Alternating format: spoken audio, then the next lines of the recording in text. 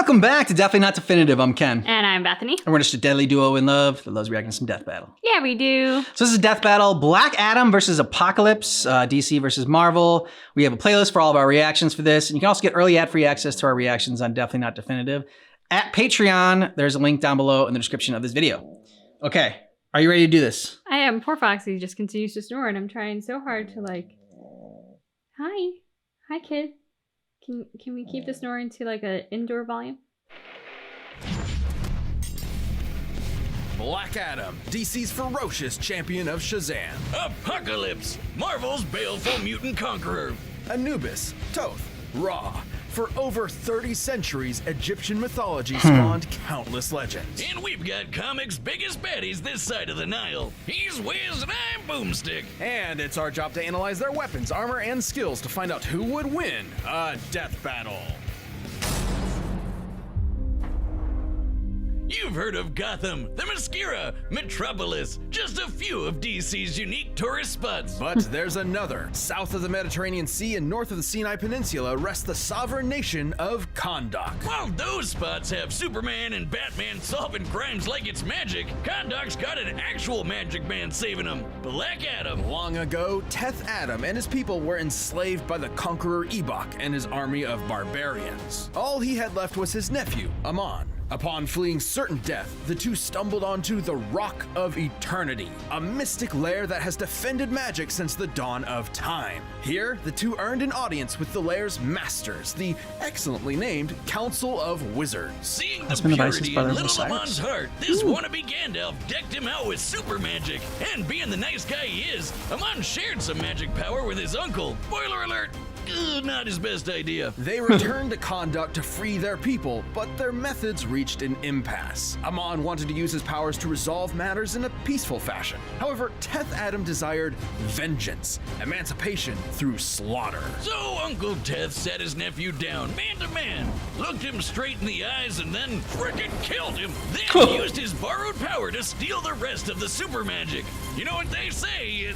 No nephew, no problem. With the full might of the wizards at his fingertips, Black Adam annihilated the barbarians and freed his city. Suffice to say, he's not exactly your typical hero. Even the superhero A-listers don't try him, and for good reason. Kmart Merlin here didn't give Adam some nerdy wand, but that dope shit, the living lightning. While it may function just like That real dope lightning, shit. this living lightning is among the most potent spells in comics history. It's magic lightning. You ever see normal lightning kickstart a giant's heart and juice up the Flash? Because Black Adam's lightning did, and activating it is as easy as saying the magic word, Shazam. Wait, hold up. That's Billy's word. Shouldn't he shout like, Black Adam or Shazoo? Remember Kmart Merlin? This is Momoragan, the mightiest of the wizards. To better protect the multiverse's magic, he promotes individuals to be his mythic champions. Black Adam is one of the first. So kind of like Shazam with another name. I like my idea better. Shazoo! It really lets you know you gotta be quiet, like when you're in a zoo or, the animals will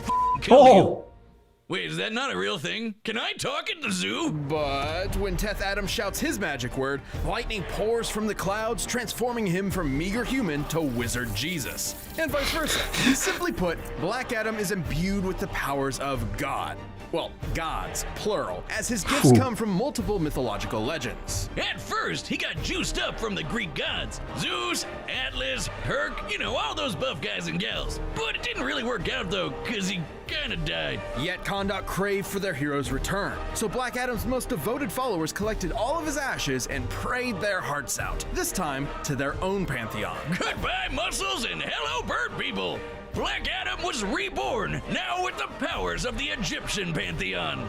Gods like Shu, Amun, and Horus gave Adam the basics: super strength, speed, flight, and an undying body. But the real magic's with the other three. The power of Aten channels the living lightning throughout his entire body for combative purposes, and the wisdom of Zehuti improves Black Adam's strategic thinking. It's a council of knowledge from the gods that clues Black Adam in on how to defeat his enemies. Like, for instance, when evil Joker Batman drove Billy mad, Billy went all King Shazam on Kondak. But guess what? Zahudi had Black Adam instinctively lead Billy into a trap to destroy his ass with the power of Sunday prayers. Hallelujah! Holy shit! And finally, the courage of Mehen. Besides minor healing and resistance to mental attacks, Mehen's power granted Black Adam an indomitable will. It's got him through some really rough patches. His family, dead. His country, wasted. His wife got revived. She turned to stone. You can knock him down, sure, but he ain't staying there. Mehen helped make Black Adam a non-wavering and decisive leader. The whole world can turn against him, but he would not care so long as Kondak is safe. To reach those ends, he's partnered with the Justice Society of America, the Society of Supervillains, and even the Justice League. Rubbed elbows with Superman one day and Lex the next. So, is Black Adam a good guy or a bad guy? Neither. He's whatever he needs to be. That benefits his people matters. He's not concerned with morality, and his brash nature is frequently misunderstood. It's what led to the entire JSA jumping him. Twice. And they still couldn't check him. Adam's just built that different. Black Adam caused sandstorms with a single clap, pushed the moon, and killed the 4 horsemen of the apocalypse. One time when space cultists came a knocking on Earth, he fought side by side with his best bro, Sinestro. Afterward, when the Yellow Lanterns dipped and took their rings with them, Sinestro let Black Adam keep the one he got. Now that's a bromance. And can I just say, Black Adam makes a mean lightning tiger. He murdered the Council of Wizards and later endangered Momorgan himself. And the Almighty Wizard's a part of the Quintessence, basically DC's gods who watch over the multiverse. No surprise, since Black Adam effortlessly broke Spectre's body, another Quintessence person. Sure, he's torn off Hawkman's wing and tried to kill Wonder Woman, but through the eyes of his people and loved ones, Black Adam is a hero. A moment's gaze from their idol is all they need to carry on living. So invaders beware, no one's truly safe from the true, savage champion of Shazam. Ah shit, I was kinda hoping I'd transform there. Shazoo! Fuck! Let me tell you about one of my favorite graphic novels. It spells the end of all days, when madness reigns supreme and order is shattered. Mounted upon white horses, death, destruction, pestilence, and famine bring about a world anew. It gets dark as shit, like literally, and I'm there for it. Are you talking about the Bible? What? No, this is a Marvel comic. 5,000 years ago in Marvel Comics, the Egyptian Aqaba tribe birthed something terrible. An ugly child. To them, he was a demon, like a mix between Great Value Thanos and a box of chalk sticks. So they midnight dumpster babied his ass in the desert to die. Luckily, Ball of the Crimson Sands tribe saw differently. Within this child, he saw a conqueror. He raised him as En-Saba Nur, the morning light. And above all, he taught him one major lesson. Only the strong survive. Nur became a warrior, same as his peers, but his physical differences made his experience unique. He was stronger, smarter, and hated. Even to these people, he was an outsider. Then the Pharaoh killed Baal and enslaved Nur. Dude had no one left on his side except for this chick who he had a thing for. But everyone he meets apparently just wants ugly people to die, even when he saves their life. Shit, just swipe right, girl. Goddamn. And so he embraced the perceived truth. If he was a monster, he would prove it. Betrayed by all and respected by none, if no one would care for En-Saba Nur, they would all fear Apocalypse. Long story short, he's a mutant. And not just a creepy looking dude like Beak over the... Oh, God, I almost threw up in my mouth a little bit. Anyway, he's got superpowers and they're on a whole nother level. He has inhuman physiology and intelligence, along with complete control over his molecular structure, allowing him to reshape and mold his body however he pleases. Yeah, but I guess he's too proud to just, like, turn himself into Jason Momoa or something. The combination of his not-so-screwed-tight tactical brain and prowess, Apocalypse conquered Egypt, leading it into a prosperous age with an iron fist and an ocean of blood. He'd then set his sights on the very world itself. Just one problem. The world had a bunch of X-Men and Avengers running around stopping his world domination. To accomplish his big dream, Apocalypse needed something more. But that would all change upon the arrival of a certain mutant messiah. Okay, so first, Apocalypse found some space tech that belonged to Celestials, basically Marvel's gods. Despite its amazing potential, he wasn't able to make use of the technology until the time traveler Cable showed up to kill him. Instead, Cable accidentally infected Apocalypse with the techno-organic virus, a disease that turns organic matter to futuristic technology. Turns out, this is exactly what Apocalypse needed to access the Celestial tech. With Perfect. the promise that he would repay the Celestials later, he was bestowed a gem that would change the game forever. This is a Death Seed, a celestial artifact with the purpose of leading Earth into a higher evolved form. By injecting a Death Seed into someone, they are transfigured into one of Apocalypse's horsemen, a being of incredibly fatal power. Don't forget about that techno-organic virus either. Controlling the virus means controlling all technology with your mind. Cable couldn't tame it, but Apocalypse's power is so vast, he had no issues controlling it. So take a god pyramid, add a super tech virus, multiply the X gene, and what do you get? An Apocalypse who is unrecognizable from his meager past. With these three under his command, any superpower you can think of is now at his disposal. Apocalypse can teleport, blast all sorts of energy, turn invisible, regenerate limbs, read minds, and friggin' fly.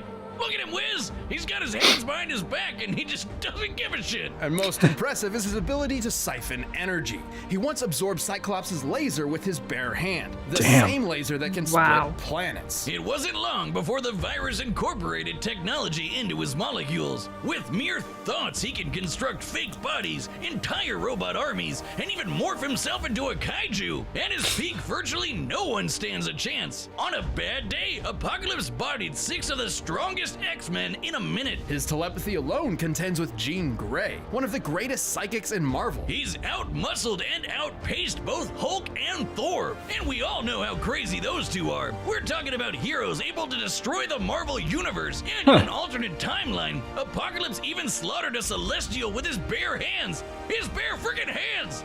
Wow, way to pay him back for that solid they did you, bro. With that Death Seed in tow, it's hard to attribute Apocalypse as anything but a force of nature, especially when said Death Seed has mutated beings capable of fighting the Phoenix Force, a cosmic entity and the primal force of life. In fact, Dr. Doom claims the Death Seed is directly comparable to the Phoenix itself. So much pain, so many bodies. Apocalypse is an agent of war and has the scars to back it up.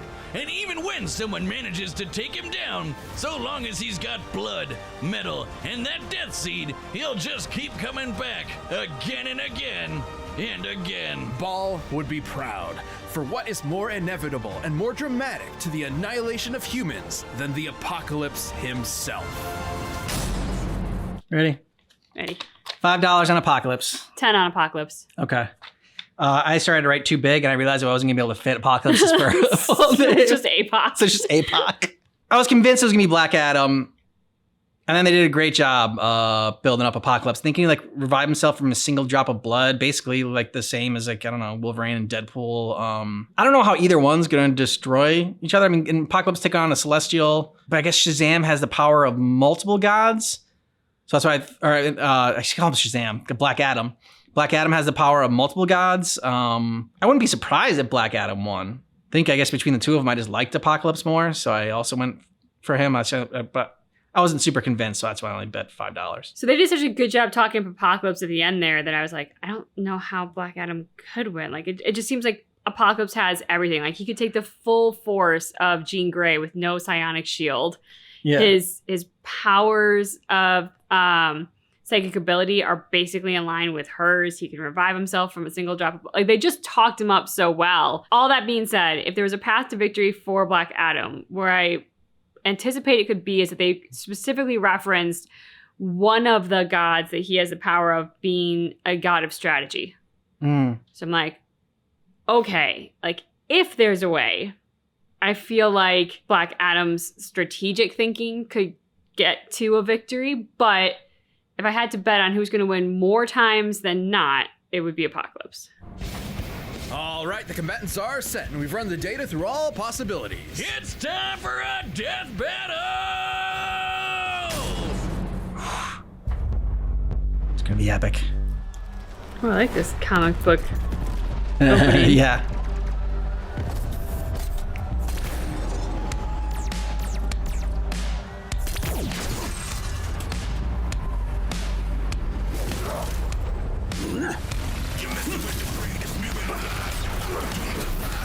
I like the music. Where's your general, interloper?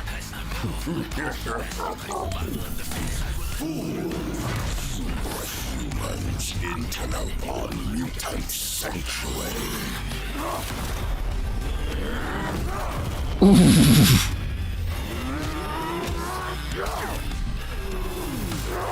Shazam! Is he just gonna absorb it?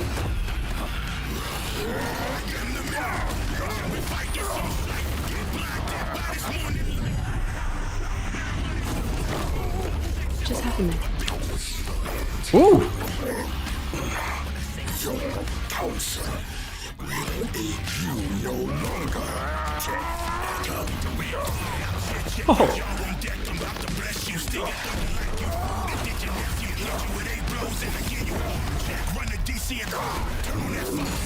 Pitiful God.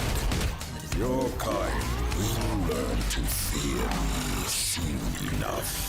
Nor in Sabanor, you will learn Oh yeah, he's got fear me. lantern ring. Whoa, How about that? they just blew up the moon. Bad kitty. Or good kitty, depending on. The hell out of my country. True.